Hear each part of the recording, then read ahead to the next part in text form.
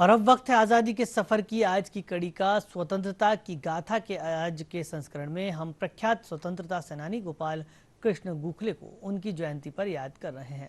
हम दक्षिण अफ्रीका में भारतीयों के लिए कार्य करने वाले भवानी दयाल सन्यासी और स्वतंत्रता कार्यकर्ता नारायण मुर्मू, बाजू मुर्मू और बैद्यनाथ टुडू को भी याद कर रहे हैं, जिन्होंने भारत छोड़ो आंदोलन में भाग लिया था।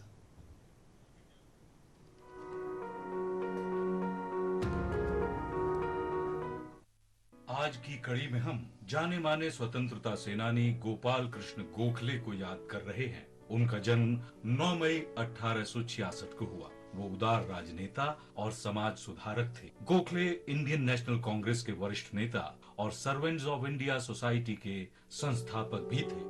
गोपाल कृष्ण गोखले महात्मा गांधी के मार्गदर्शक के रूप में प्रसिद्ध हैं। गांधी जी गोखले को निपुण राजनेता मानते थे। 12 अक्टूबर 1896 को पुणे में गोखले के साथ पहली बैठक को याद करते हुए गांधी जी ने लिखा था, मैं गोखले से मिला। वो मुझे फर्ग्यूसन कॉलेज के मैदान में नजर आए।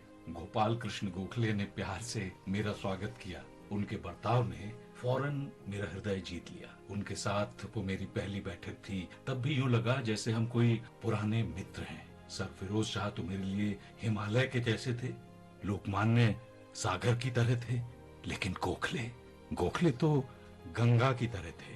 कोई भी उस ताजगी भरी गंगा में स्नान कर सकता था। हिमालय तो अलंघ्य था और सागर को कोई आसानी से लांघ नहीं सकता, लेकिन गंगा वो तो आपको गले लगाने के लिए आमंत्रित करती है। नाव और चप्पू के संग गंगा में जाना बहुत आनंददायक है।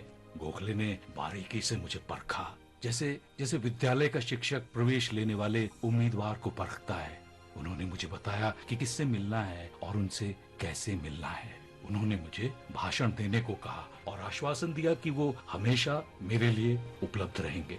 मैं उल्लास के साथ विदा हुआ। राजनीतिक परिप्रेक्ष्य में गोखले ने जिंदगी भर मेरे हृदय में जो स्थान बनाया वो आज भी है और अत्यंत विशिष्ट है। 19 फरवरी 1915 को गोपाल कृष्ण गोखले का निधन हो गया। इस महान राष्ट्रवादी नेता को हमारा शत शत नमन। हम दक्षिण अफ्रीका में भारतीयों के लिए सजग कार्यकर्ता भवानी दयाल सन्यासी को भी श्रद्धांजलि अर्पित कर रहे हैं। उनका निधन 9 मई 1950 को हुआ था। उन्होंने प्रवासी जैसे भारत से संबंधित अनेक अखबारों का संपादन किया। उन्होंने महात्मा गांधी के भी साथ सहयोग किया और इंडियन नेशनल कांग्रेस में दक्षिण अफ्रीकी भारतीयों का प्रतिनिधित्व किया। वो आर्य समाज में भी सक्रिय रहे।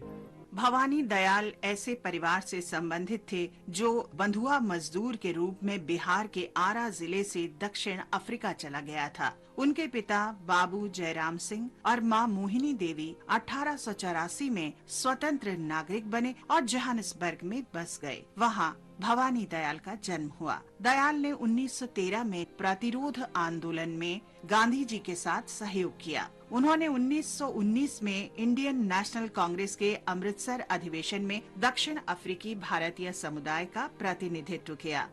भवानी दयाल ने 1921 में भारतीयों को ब्रिटिश गयाना भेजने की ब्रिटिश योजना का विरोध किया।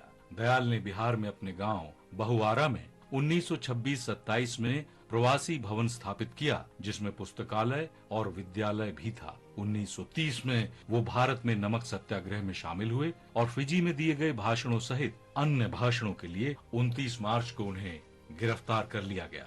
1932 में दक्षिण अफ्रीका वापस चले गए। भवानी दयाल मृत्यु पर्यंत लोगों की सेवा करते रहे और 1950 में उन्होंने ये नश्वर संसार हमेशा के लिए त्याग दिया।